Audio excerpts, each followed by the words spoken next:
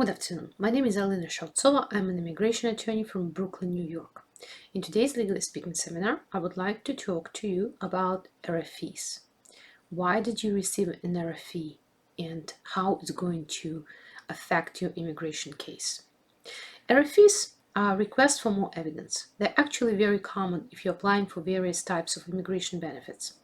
I would divide all RFEs in different groups. First group is an RFE when something is missing, okay? Usually it's a simple RFE asking for a document that either was not accepted, maybe for poor copy quality, or maybe you forgot to attach it, but it's not a big deal. You actually just need to mail it in. And usually this RFE will look something like this.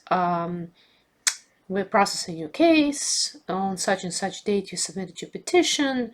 However, please submit a copy of your divorce certificate, or please submit a copy of your marriage certificate, or please submit proof when you changed your name. Something very simple. Usually it's not a big deal. So something is missing, okay?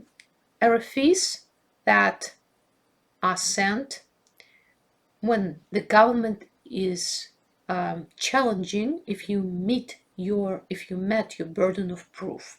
Those are very difficult RFEs. Still very common. Why they're difficult? Because they don't really give you a specific document to submit. They don't list a specific document that you need to submit. Rather, they give you a group of acceptable evidence, and you would need to decide what you have, what you don't. And sometimes it's easy, sometimes it's not, to meet the burden of proof. These RFEs are very common in employment immigration, also very common in VAL cases, and nowadays also in family immigration, unfortunately. I-130s, I-129Fs, petitions for immediate relatives, for your spouses, petitions for fiancés. You would see more and more of those RFEs. Now, usually when you work with a lawyer also, it's not a big deal, okay, unless it's an employment case or self-petitioning case and you really need to work hard on obtaining this missing evidence. The main thing here, do not miss a deadline. All right. Third group of RFEs. RFEs related to income. Why would I put it in the third group? It's because it's almost sure that you will receive such an RFE if you're trying to sponsor a family member.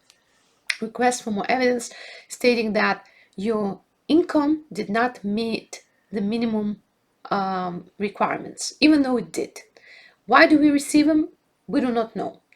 AILA is American Immigration Lawyers Association, actually repeatedly asked USCIS why practitioners report that such RFEs are being sent, even though practitioners state that minimum income level requirements were met previously.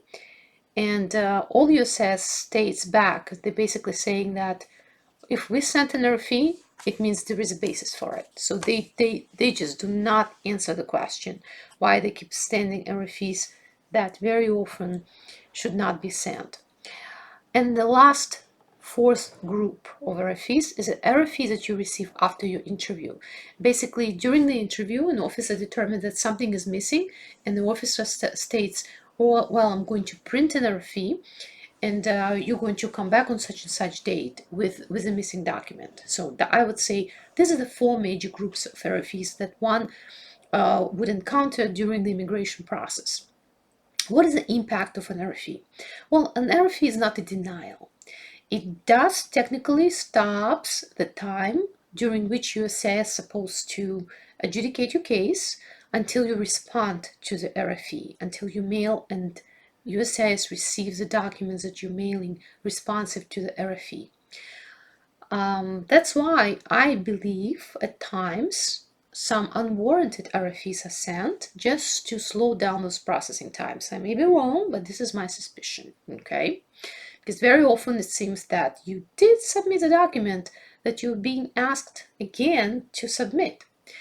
And when it happens, unfortunately, you must answer the RFE, even though you believe that you already submitted sufficient documents, or you submitted the very document that RFE is asking for. Because if you don't respond to the RFE or respond late, your case will be denied. Also, when you respond to the RFE, usually you must send all the documents at once, meaning that you cannot send half of the documents now and half of the documents later. That's not going to work. All right, so all the documents should be sent together at once when you're ready. Most of the times, I would say, in my experience, family immigration, not a problem. You answer the RFE and the case gets approved. Because usually an attorney will go over the case prior to admitting it, prior to taking it, and we already have a picture if the case like this can be or cannot be approved, right?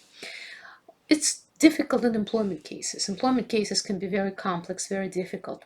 At times, what USCIS is asking can be challenging to produce. Sometimes USCIS is asking for evidence that practitioners would argue with USCIS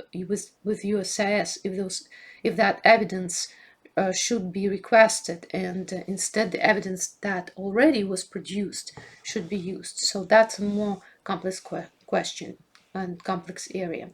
But I would say in general, RFE is not a thing to be super stressed out about. You do need to respond to it, respond timely, and just read carefully what it asks you to produce, okay? So that's the main thing. Make sure you do not give them something that they didn't ask for, and make sure that you do give them something that they're looking for. And you can read more about RFEs, NOIDs, notices of intent to deny, and things like that, notices of intent to revoke, on our website, www.shautsova.com.